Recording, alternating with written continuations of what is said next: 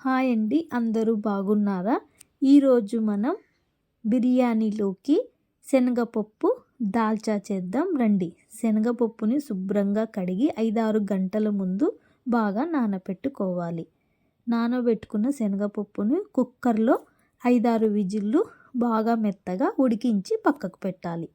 తర్వాత గిన్నె పెట్టి అందులోకి చెక్క, లవంగాలు, బిర్యానీ ఆకు, చిన్నగా కట్ చేసిన ఆనియన్స్ ముక్కలు, పచ్చిమిర్చి, అల్లం వెల్లుల్లి పేస్టు 1/2 స్పూన్ వేసి ఆయిల్లో ఫ్రై చేయాలి. తర్వాత 1/2 స్పూన్ గరం మసాలా, 1/2 స్పూన్ ధనియాల పొడి వేసి ఆయిల్లో ఫ్రై చేసి చిన్నగా కట్ చేసిన టమోటో ముక్కలను కూడా వేసి ఆయిల్లో ఫ్రై చేయాలి. నిమ్మ పండంత చింతపండు పులుసుని మనము ఈ మిశ్రమంలో వేసుకోవాలండి.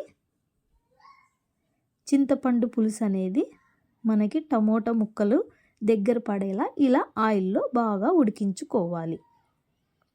తర్వాత ముందుగా ఉడికించుకున్న శనగపప్పును ఇందులో వేయాలి. తర్వాత చిన్నగా కట్ చేసిన కొత్తిమీర, చిటికెడు పసుపు,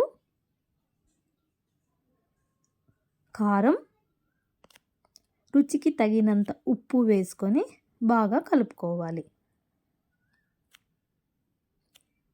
బాగా కలుపుకున్నాక మనం దాల్చాని బాగా ఉడికించుకోవాలి. అంతేనండి, సింపుల్గా బిర్యానీలోకి ఎంతో రుచికరమైన దాల్చా రెడీ అయిపోయింది. చూడండి, ఆయిల్ అనేది పైకి తేలిందంటే మనకు దాల్చా అనేది దగ్గర పడినట్లు. అంతేనండి, సింపుల్ ప్రాసెస్. మా ఛానల్ మీరు కొత్తగా చూస్తున్నట్లయితే ఒక లైక్ చేయడం, సబ్స్క్రైబ్ చేసుకోవడం మర్చిపోకండి. బాయ్ అండి.